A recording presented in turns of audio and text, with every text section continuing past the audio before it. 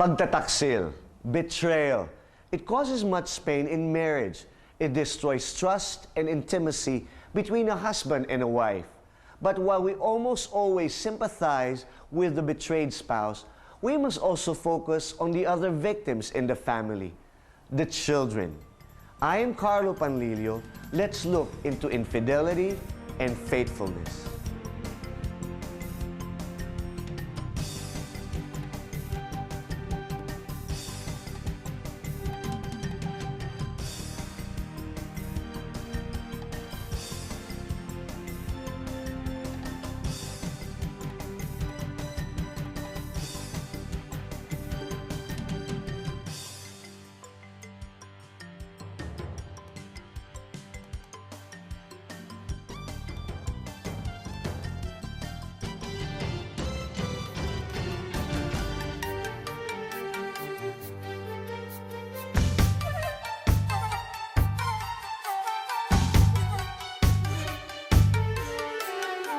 Betrayal happens when the husband or the wife gets involved with another person outside their marriage.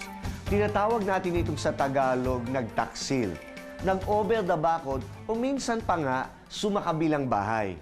We may joke about it, but we all know that having extramarital affairs has really serious repercussions, not just on the spouse, but even on the children. Hindi lamang ang asawa ang nasasaktan, pati ang mga anak ay nadadamay sa ayaw man natin o sa gusto. Bakit nga ba nagkakaroon ng extramarital affairs? We talked to Miss Joji Racelis, a family counselor. When two people are in love, they meet each other's emotional needs. They're not aware of it, but it just comes very naturally. So that's why they get married. Okay. And somewhere in the course of the relationship, it's not deliberate, but some emotional needs are not met. It becomes a push from within. When these emotional needs become available outside of the relationship, then it becomes a pull. So there is a push from within the marriage and a pull outside, and that is how an affair can happen. E paano kung ang palay na ang lumalapit sa manok? Kung yung manok busog, kahit na anong palay na ilagay mo sa kanya, hindi niya kakainin. Busog siya eh. If two people are very content in the relationship because all their emotional needs are being met, no matter what the temptation is outside, it's not going to happen because they don't need it. Aside from this, Pastor Geoff Matias gave us other reasons why husbands and wives go astray. Ang mga tao kadalasan, ang nilang kaisipan, everything is relative. It doesn't matter kung sa iyo tama o mali. Basta sa akin, mag-enjoy lang ako nung gagawin ko. Nawala na yung sense of absolute sa ating society ngayon. So whatever is good to you, whether it's bad for me, as long as you feel good about it, it's okay. Secondly, I think sa ating pamilya is what is more stressful sa Pilipinas is the issue of money, the issue of providing for the family. We think that money is the only answer to all the problems of this world. Nakakalimutan natin which counts most sa ating relationship with our family and especially with our spouses. Dahil din sa ganitong kaisipan, marami ang nag-aakala na ang casual relationships or maging ang mga one-night stands ay hindi makakaapekto sa kanilang mga kabiyak at mga anak. Even if it's just a one-night stand, it has an impact. Nobody can say, oh, it's nothing. It's still painful because that is a rejection. For some women, they say like, what was so painful was that you were lying to me. Some of the men who I've counseled, would really just have a fling. And many of them in the one-on-one will really say, I never expected that this one night, which didn't really mean anything to me, would cost so much pain to my family. Malaki ang effect kasi kahit na the spouse does not need to know or does not have to know, you know. The burden is not on the spouse, the burden is on you because you know that you are being unfaithful. One infidelity would lead to another. There's no such thing as a casual thing. As long as you can get away with it, that's the thought, pwede mong ipagpatuloy. But the thing is, you are actually sinning against your spouse. So whether it is just a fling or a long-time extramarital affair, the effect is just the same. Devastation within the family. At kahit man di sinasadya, nadadamay ang mga bata. Pag-uusapan natin yan sa aming pagbabalik. Oo, mas maganda yung lalaki kaysa sa lalaki walang mawawala sa babae, siyempre pamilya masisira. Kasi sa babae kasi iba yung issue pag nangaliwa. Kasi sa babae may nawawala, sa lalaki wala. Sa lalaki walang mawawala, yung babae pag gumawa, mas nakakaya yung ganyan. Kung matino yung lalaki, hindi naman siguro. Tsaka dapat alagaan mo yung pamilya mo. Kung hindi ko magawa sa pamilya ko yun. Dahil mahal ko yung pamilya ko, dapat kong buhayin sila lahat.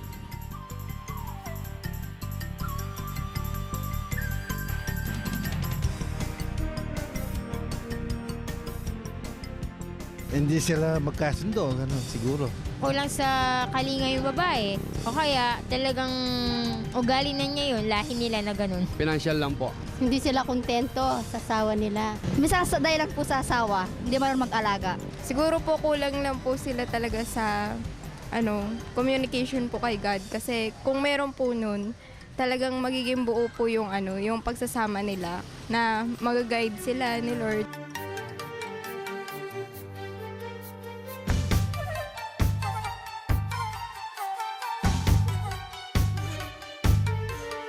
Dati-rati, mas madaling itago ang mga ibang karelasyon. Ngunit ngayon, dahil sa mga gadgets at technology, mas madali na itong mabisto. Ano ang nangyayari kung ang mga anak mismo ang nakadiskubre ng indiscretion ng kanilang mga magulang? Once the kids find out already, it's very difficult for the parent to fix it because the parent is part of the problem. So let's say the wife has discovered the husband being unfaithful. Of course, she's going to be so angry. She'll go on a rampage. She'll throw the kitchen sink at him and curse words will be there na the worst things possible, okay? That's through her anger, okay? When the kids are exposed to that, that's going to be so difficult. For sure, there will be a lot of emotional distress within the family, and children will show their hurt and anger in different ways. For children, it's hard to say if it's the boys or the girls who gets hurt more. No, it's just that some people say it's the girls because it's obvious. Like when a girl is hurt, she cries, she mopes around, she writes all over the place, she talks to her friends. No, but a guy, when he gets hurt, generally he retreats, he keeps quiet. So if you look at both of them, one is crying, and one is just quiet and is even quite stoic, it doesn't mean that that guy who's quiet is not hurting. He's probably hurting more. It's just that he doesn't show it. As time passes and the situation is not resolved within the family, children begin to have other emotions. The hurts go deeper and develop into other issues. I think the effect here is that when the children are able to more or less logically weigh the circumstances, usually they go with the victim. Mas kailangan nga naman ng biktima ng emotional support. So, in a sense, doon nagsisimula din ang pagkakagulo sa pamilya kasi nagkakahati-hati na. Any relationship that is not founded on trust and honesty, it develops insecurity in the children, the loss of confidence. Kasi there is always the thing that looms sa kanilang kaisipan na ang tatay ko, babaero, ang nanay ko, nagkaroon ng affair. And it's always there that, especially if the child is not balanced in a sense, yung kanyang pananaw sa kanyang sarili. Will I have the same kind of marriage? Who will I emulate, my father or my mom? Will my husband be faithful? These will be questions that the child would have to struggle with if he sees or she sees that there is infidelity in the family. It's a cliche, but then they say the best gift that you can give a child is to love their mother or to love the father. When you have a couple with a loving relationship, it will make the kids grow up secure, and it will make them also want to have a family. Now you have kids who don't want to get married. It's because they see that their parents are not happy. Let me give you an example from the Word of God. David committed adultery with Bathsheba. And I don't know, the Bible is not clear if the children knew. But because of his infidelity, God said, the sword will not leave your family. But the result is that there will be consequences. And sometimes the consequences are more than the sin itself. You sow a wind, you reap a storm. Yun ang consequence. Next, we'll meet a father who found his way back home, and a son who found the courage to forgive his erring father.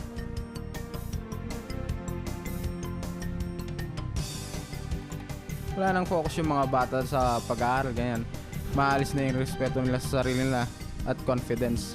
Matutrauma rin sila, baka mamaya gayahin pa nila. Baka isipin nila tama yung ginagawa ng magulang. Magiging broken family na sila, magiging kawawa yung mga bata. Yung mga anak ng mag-ano doon, sila na yung magde-decide doon kung sino yung kakampiyan nila. Magiging broken family din yung anak nila kasi nga sa tingin nila yun yung magiging tama kasi yun yung nakitala sa magulang nila.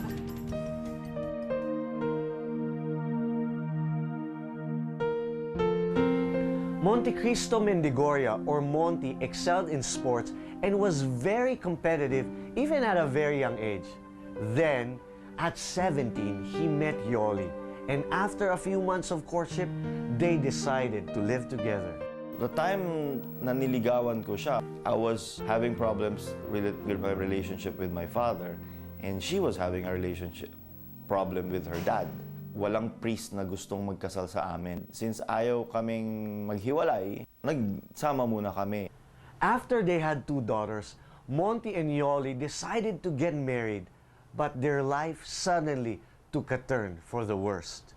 A lot of my single friends are having relationships from one relationship to the other relationship. So, sabi ko, teka lang, bakit ako hindi ko pwedeng gawin yun? Kung pwede nilang gawin, hindi gagawin ko din. That started my womanizing days. Monty had relations with countless other women, and though Yoli heard rumors, she didn't confront him until several years later. Still, she stayed by him, but their daughters had a hint that something was going on. It went on for like 2 or 3 years. Finally, nalaman niya, pinapili niya ako. At pinili ko yung girl. Pero hindi ko alam bakit tumagal pa at nagsama pa rin kami kahit na hindi na siya yung pinili ko. Nagkaroon lang sila ng hint. They finally realized that something is going on and there's a problem in the family when I started beating my wife. They were witnesses of the beating. It went on for like 12 to 15 years. Ganon katagal. Things came to a head when Monty hit their oldest daughter and she ran away from home. Yoli finally left him too. Monty saw his newfound singleness as freedom to do as he pleased. Wow, this is freedom. Every day, there's different women inside the house. Nobody's telling me, bakit ngayon ka lang umuwi? Nobody's asking money from me. Lahat ng pera ko akin. The sustento stays in the house.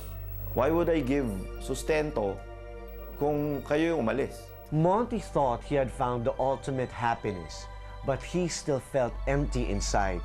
He began to have doubts about his lifestyle. During those times, I was really looking for happiness. Wala na bang iba? Parang yun na lang ba yung gagawin ko? My friends are already laughing at me and they look at me as pag bumukas ang gate ng impyerno, maraming sasalubong dyan. When I heard that, na-realize ko na, ganun ba ako? Am I really that bad? In 2008, Monty became part of the Philippine team, which was to compete in Korea. He needed to get a visa overnight, which was definitely impossible to get. it was exactly the situation he needed to spur him to change. When I submitted my visa application and the athlete's application, as I went home that particular day, I felt so tired. I just don't know what hit me. It was like I'm carrying a big luggage in my back that I really want to bring it down and just say to God, Lord, can you just pick this up? I'm so tired. If you're really a God who can do the impossible, give me a visa overnight. I know the only person that can get a visa overnight is the President of the Philippines. The following day, I went back to the Korean embassy just to get the passports. I opened the passport. They gave me a visa overnight. In that moment, ang sabi ko na lang, Lord, you gave me a visa overnight and you have fulfilled your promise. Lord, I'm packing my things. I'm going home. And that day, everything changed. And what a change it was! Monty surrendered his life to God, began reading the Bible every day, and started serving in their church. After several years, Yoli heard about Monty's change for the better. My wife came back after 6 months of serious praying every day. Now that she's with me, now that we are okay together, my prayer was, can we serve together, Lord? I want to see her served with me. And I want my entire family serving with me also. Today, Monty and Yoli are actively serving in their church, together with their youngest daughter. However, Monty is still struggling with his relationship with his two older daughters. The children, of course, sila yung badly affected before. And up to now, I can say that there are fruits of the problem sa kanilang attitude. I know that someday that God will touch their hearts too. Kung nagawa ni Lord sa buhay ko, na nabago ako, hindi imposible na ang buhay nila mabago. And of course, I want to see my entire family serving the Church of God here on earth and bringing more souls back to Him. It is also our prayer that Monty's family will be totally healed and restored.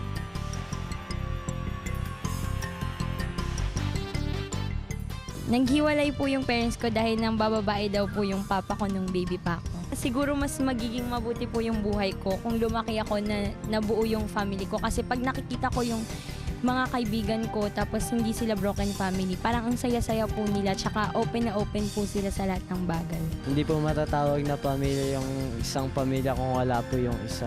Basta hindi magagawa ng papa ko eh. Okay po talaga yung papa ko eh. Parang basta the best. Dahil na lang, wala naman kami magagawa kung ganun nangyari.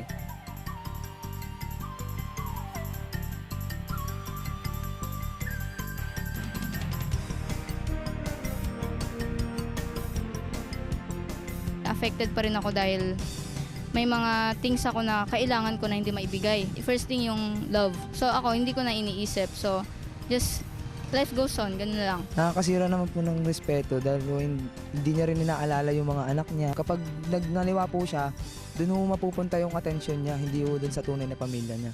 Siyempre, disappointed. Yung ama po, siyempre, tinatawag natin yung yung haligi ng tahanan. Wala na yung haligi ng tahanan, so bagsak talaga yung pamilya.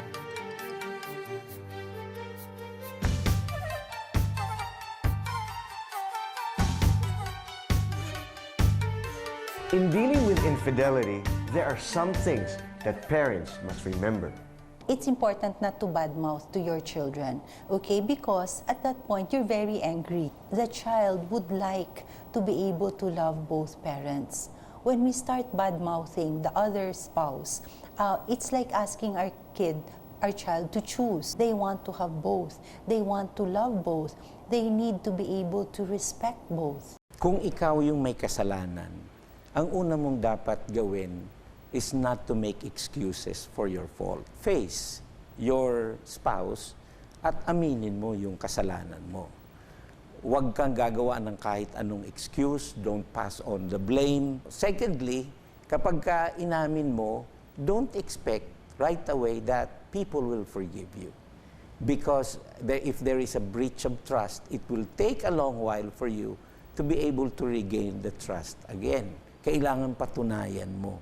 Kailangan ipakita mo talaga that you are worthy of their trust again. Thirdly, kailangan baguhin mo yung routine mo. This is practical. Baguhin mo yung routine mo to spend more time with your spouse and with the children. The children should not be used as the messenger or the go-between. You tell your father, you tell your mother. They should not be used there.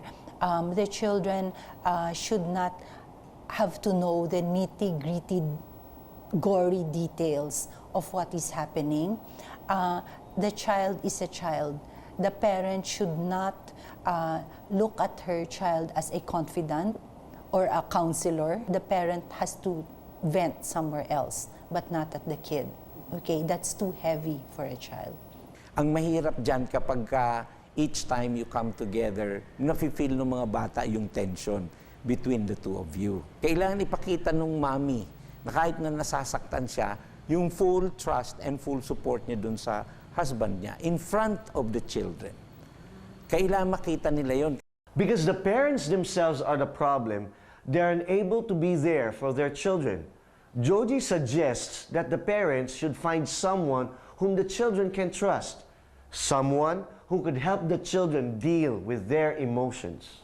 What they do is that they bring their children to counseling already, so that the kids can establish a relationship with the counselor. So whatever happens, the counselor acts as a safety net for them, because they will not be able to talk to either parent about it. Having a counselor allows the child to be able to ventilate, maybe as a grown-up, explain certain things to them. Then the child is not so afraid, knowing that there is somebody who I can talk to anytime and who will help me, because right now my parents cannot be there for me. For teenagers, it's hard enough to transition from childhood to being a teenager. It's a very difficult time for them because they are grappling with their own identity. So it's very important, as much as possible, that the teen, if it's a teen that we're talking about, be given an alternative to look for support for that child, whether it's a counselor, whether it's a coach or an aunt or an uncle that will back the child up. There are some things that you, the children, can do, especially if you're older and are able to make choices and decisions. Allow the parents to spend more time with one another. They have to understand also that this is a difficult time for the family, and to give them time, a space to breathe. To pass blame on either of the spouse is not helping, actually. Usually the children would say some things like that kasi it's for their own preservation. Pag sinabi nilang, naiinis ako sa tatay ko kasi ganito, ganun ng tatay ko, ganun ng nanay ko, sinira nila ang pamilya ko. If you're going through this kind of situation, if your parents are having difficulties at this time, we would like to encourage you to please find someone that you can talk to. Don't bear your burden alone. Sa mga mag-asawa dyan nanonood, sana maging faithful kayo sa isa't isa kasi maraming buhay ang masira, specifically yung mga anak niyo po. They have to be centered in their faith, which is Jesus Christ. Yun ang magbabayin talaga eh. Kung hindi lang puro love, kailangan din ng trust.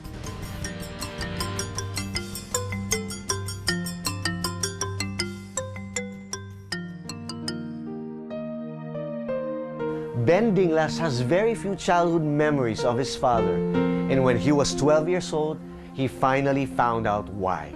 Yung mga naalala ko po nung when I was a child, yung dad ko lagi siyang wala sa bahay. So, nag-ask ako kung bakit si Papa, dumarating lang tuwing morning, tapos nagko-coffee, tapos nawawala na. So, pag matutulog ko kami paggabi, madalang ko siyang nakikita. Nalaman ko na second family pala kami nung time na nagkwento ang mama na galit daw si Lola yung sa mother side tsaka sa father side. Kasi sa mother side, si ma'am ko ay dalaga, tas may pinag-aralan, maganda, pero ang napangasawa niya ay may partner ng una. Tapos sa father side naman, galit din sila kasi nga, parang ang dating inagaw namin si Papa dun sa una niyang family. When I turned 6, I found out na, si Papa, sasamahan na kami. So kasama na namin siya sa house. Kaya lang, nag-decide siya na magpupunta siya ng States. He also found out that his father had a new family in the US. Initially, Ben felt okay with his life with his mother and 2 siblings. And nalaman namin na simula pala nung dumating siya doon, 6 years old ako, meron na siya agad na partner doon. For money, for green card. Nung una po, parang wala lang. Parang, okay. But when he was in high school, Ben made a declaration. Kung talagang merong mapagmahal na God, bakit niya hinayaang mangyari to sa akin? Hindi ko man lang naranasan ang love ng isang tatay. So, yun, nagalit po ako na pariwara yung buhay ko noon. I hated people, galit po ako sa mundo, I hurt people, nananakit po ako ng tao, na-addict po ako sa alak. I've been into drugs also. I was an atheist back then. Wala akong sense of vision, walang sense of direction. Anger ruled Ben's heart, and it showed in his life. He made enemies wherever he was. At 17, he found a girl to love him, and he thought he was finally happy. But something drastic happened. Napasama siya sa isang group. The Lord spoke to her at sinabi sa kanya na kailangan niya makipag-break up sa akin. Itong 80s, magulo family, magulo buhay, walang dad. Tapos biglang sinabi niya sa akin na kailangan niya naming mag-break kasi sabi ni Lord, kung talaga mayroong mapagmahal na Panginoon, kung totoo ka man, makasarili mo. Sinama niya ako sa isang camp. I was there just for her. May isang guy na nagsasalita, he's talking about God. He's talking about gaano niya ako kalab, gaano niya ako pinatawad sa lahat ng palpa ko, sa lahat ng mistakes ko, sa lahat ng sins ko. And sabi niya, kailangan ko siyang tanggapin sa puso ko, sa buhay ko. And I accepted yung sinasabi niya. Sabi ko, sige nga, try ko nga to, wala namang mawawala eh. After accepting Jesus in my heart as personal Lord and Savior, doon na nagsimula yung parang, wow, totoo pala to ah. Tapos parang ang gaanong pakiramdam na parang may mga tinik na nabunot sa puso mo, sa lalamunan mo. Ben struggled with his anger, even as his relationship with God prospered. When he was 18, his father arrived again for his nanay's funeral. Umuwi siya kasi namatay ang kanyang mami, ang lola ko. Hindi pala ibig sabihin na tinanggap ko si Jesus sa puso ko, sa buhay ko, automatic, na let go ko na agad yung unforgiveness na yon. Si mama, sabi niya, na wag mo hawakan, nadidiri ako sa'yo, wag ka lumapit sa akin. And then si Papa, nagalit siya at minura niya ang mama. Noong time na yun, nagpanting yung tenga ko, sabi ko, humarang ako sa kanilang dalawa. Sabi ko, paano tagal mong nawala? Tapos babalik ka dito, mumurahin mo si mama. Tapos sabi niya sa akin, malaki ka na, matigas na ang buto mo, lalaban ka na. Sabi ko, opo, malaki na ako, matigas na ang buto ko at lalaban ako sa'yo. Isa pang mura sa mama, tatama to sa mukha mo. And then dumating yung mga tito ko, inawat kami. And then, hinatid na kami sa house. Nung nasa car na kami, the Lord spoke to me. Sabi ni Lord sa akin, Ben, you need to forgive your dad. Kahit na pagbalik-baligtadin mong sitwasyon, pagbalik-baligtadin mong mundo, ang tatay mo ay tatay mo. And you need to forgive him. Tapos pinaunawa sa akin ni Lord na, indeed, yung forgiveness, hindi lang din pakiramdam. When I said to my dad na, Pa, pinapatawad kita, wala siyang reaction, gumanon lang siya. Tapos umiiyak lang din siya. Tapos nagsosorry siya. Pero, hindi niya kami binalikan, bumalik siya sa States. Nung umuwi na po si Papa, 23 years old na ako noon, kasama ko yung dalawa kong kapatid, nag-mall kami. First time kami nag-mall. Nagtatanong siya, ano gusto niyo? So parang kala niya mga bata pa kami, tapos parang laki na po kami, gano'n. Wow, ganito pala yung may kasamang dad sa mall. After namin mag-mall, balik na kami sa bahay, natin na namin siya sa house ng tito ko. And sabi ko sa kanya, Pa, pagka hindi ka na gusto ng family mo sa States, balik ka dito, ako mag-aalaga sa'yo. Nung umuwi siya nung 12 years old ako, may binigay siyang gift. At hindi ko sinusuot yung gift na yon. Ayoko siyang isuot, ayokong gamitin, kasi galit ako sa kanya. Pero 27 years old na ako ngayon, simula po nung fully na forgive ko na yung dad ko, favorite ko siya laging isuot. Itong watch na to.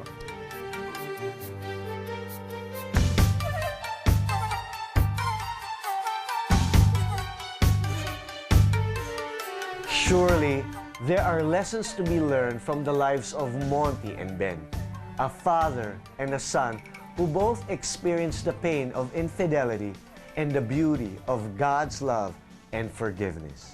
No matter what your parents have done, no matter how they have hurt you, you are in a position to now parent yourself and decide what you want to do with your life. The child can choose that I will not allow this to destroy me. In spite of this, I will be a good and strong person. If you are a part of a family that has been through this problem, first is that you have to accept the fact that people fail.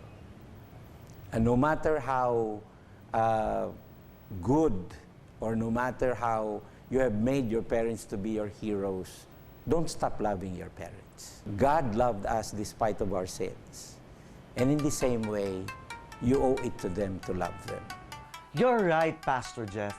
We can never stop people from hurting us, but we should not let them stop us from forgiving them and loving them anyway. Jesus Christ said to forgive people 70 times 7. On the other hand, remember Jesus' first miracle? It was a wedding in Cana when he turned water into wine. When the master of ceremonies tasted the wine, he said, in most weddings, the couple serves the best wine first. But when everyone is drunk, they bring in the cheap wine. But you have kept the best wine until the very end. Many couples find it easy to give their best during the first years of their marriage. But sadly, through the years, they end up serving a cheap version of themselves. As a result, infidelity creeps in and destroys the relationship. But if we allow Jesus to be present in our marriage, we will be serving the best wine, the best you, the best me, until the very end. What God has joined together, let no man separate. God's plan for marriage is faithfulness. God's plan for marriage is forever. If Jesus were here today, what would Jesus do?